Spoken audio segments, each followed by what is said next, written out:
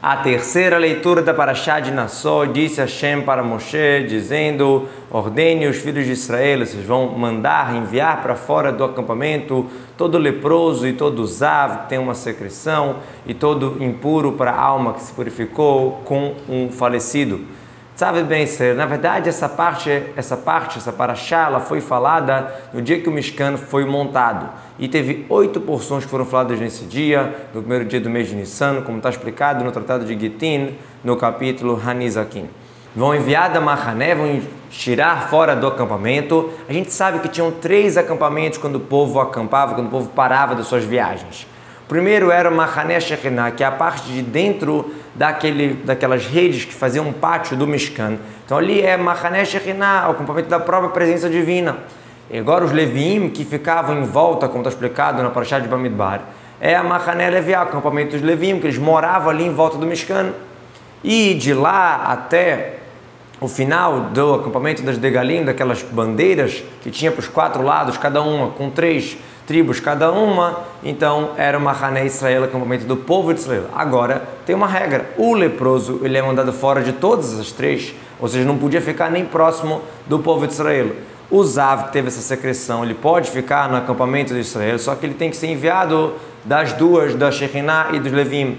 E uma pessoa que ela se purificou com morto, ela pode ficar inclusive na Mahané Leviá, nos Levim, só não pode entrar no Mishkan, ele está expulso, vamos chamar assim, está suspenso da Mahané Shekhinah, do acampamento da Shekhinah. Isso tudo a gente sabe, os sábios aprendem de vários psukim no Tratado de Psachim, porque aqui no Passuco está falando de uma maneira geral. Vocês vão mandar embora Tzarua, Zav também, só que na verdade cada uma tinha a sua regra, como a gente viu. Impuro para a alma, o Unclos traduz que se purificou para Tmei Nafshadei Nash. O que seria Tmei? Diz o Rashi, eu diria que isso aqui é linguagem de ossos, que a pessoa se purificou com osso do ser humano. Como a gente vê em linguagem aramaico, que Tmei tem a ver com osso, como a gente encontra no Midrash Beshit Rabbah, que fala Adrianus Rik Tamaya, que amassou os ossos. Então a gente vê que a palavra Tamaya, Tmei, tem a ver com ossos. De homem até mulher vocês vão mandar para fora do acampamento, vocês vão mandá-los e não vão impurificar o acampamento de vocês, que eu estou pairando dentro de vocês. E o povo de Israel fez essa regra e eles enviaram para fora do acampamento, como Hashem ordenou para Moshe. Desta maneira fizeram o povo de Israel. E Hashem diz para Moshe mais uma lei: diga para o povo de Israel, um homem e uma mulher que fizer dentre os pecados da pessoa, limol mal Hashem, fazer uma coisa contra Deus, fazer uma coisa desprezando a santidade divina, e aquela alma vai estar sendo culpada. Limol mal Hashem. Aqui na verdade a Torá está repetindo a lei da pessoa que ela roubou e ela jurou em falso. Já está explicado isso lá na Parashá de Vaikra, o Malá mal Hashem, que a pessoa traiu, foi contra Deus e negou o seu amigo, falou que não tinha roubado, não tinha pego nada. E aqui repetiu uma segunda vez por conta de 2 coisas que foram inovadas, foram faladas aqui. Uma é a ideia do Veit Vadu, que a pessoa tem que confessar, ou seja, só é obrigada a pagar um homesh, um quinto a mais, e o Korban de Hashem, se a pessoa mesma confessar, não se vier testemunhas falar. E outra coisa que vem ensinar aqui é quando a pessoa roubou de um convertido, que não tem para quem pagar, porque a pessoa faleceu, então que é dado para os Kohanim, como já vamos ver.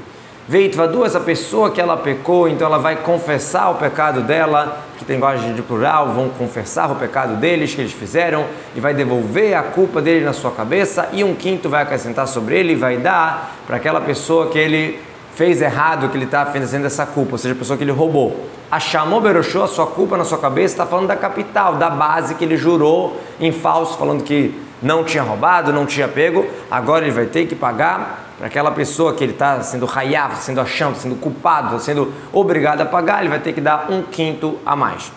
E se essa pessoa não tem um redentor, não tem um parente próximo para devolver esse dinheiro, então o que vai fazer? Essa culpa, esse dinheiro roubado vai ser devolvido para Hashem, vai ser entregue para o Kohen, fora do Ela Kippurim, do cordeiro de perdão, que ele vai fazer como um korban de perdão. Vamos ver do que está falando. Está se tratando no caso que a pessoa que cobrou aquela roubo, aquele dinheiro, ele morreu. E ele fez aquela pessoa jurar, a pessoa jurou em falso, falou, não tinha roubado. E agora essa pessoa que cobrou, o acusador, morreu. E não tem herdeiros. Então o que a gente faz? A pessoa ela quer devolver, ela mudou agora divisão, ela quer confessar o pecado, então ela vai lá, faz o quê? E vai entregar para os Kohanim. Como assim? Os sábios explicam, será que tem um judeu que não tem nenhum parente, um filho, um irmão, algum parente longe da família do pai, qualquer um mais próximo, até Yaakov Avinu?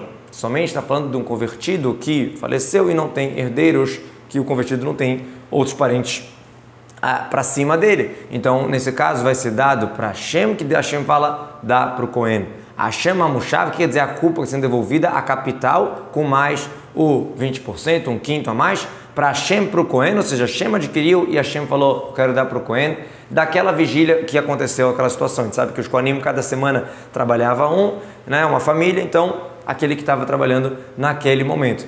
Fora do sacrifício, que está explicado no Parashat de Vaikra, que ele tem que fazer um sacrifício de Hashem Meilot. Outra lei ligada ao Cohen, toda a doação, toda a trumá, para todas as santificações do povo de Israel, que eles vão aproximar para o Cohen, vai ser para ele.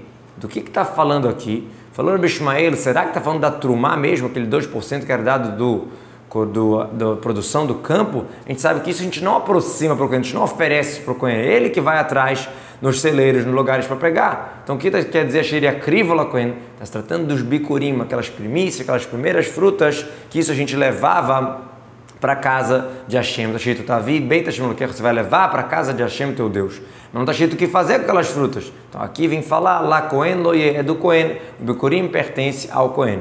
Então esse passuco vem exatamente ensinar isso, que o bikurim deve ser dado para o Cohen. E um homem, os seus korbanot sagrados vão ser para ele, um homem que vai dar para o Cohen, para ele vai ser. Vamos ver do que está se tratando. Como a gente sabe que existem presentes para o Cohen e para o Levi, será que ele pode vir pegar com força, com o braço? Então está escrito, Vishet Kodashav Loyu, a pessoa que quer dar os seus presentes, suas coisas sagradas para o Cohen, para o Levi, é para ele. O que quer dizer para ele? Ele pode escolher para quem dá. Tovatanaá. O proveito de querer escolher para quem dá, isso é do dono. Ou seja, preciso dar trumá para o Cohen, 2%, preciso dar macerishon, 10% do que sobrar para o Levi. Mas eu posso escolher para quem eu quero dar, e não o Cohen vai me obrigar a dar para esse ou para aquele. E outros vários estudos foram feitos nesse versículo no Midrash. Uma explicação do Midrash Haggadah diz o seguinte, o homem, et kadashav loyu, aquela pessoa que ela pega a parte sagrada, é isso que ele vai ter. Como assim? Aquela pessoa que ela segura, retém os dízimos e não entrega, então vai ter para ele os dízimos. Ou seja, ele vai ficar só com 10%. O campo dele vai produzir só 10% do que ele estava acostumado a fazer. Agora, um homem que vai dar para o Cohen os presentes que são corretos ser dado, ele vai entregar os dízimos, então para ele vai ser muito dinheiro, muita berachá.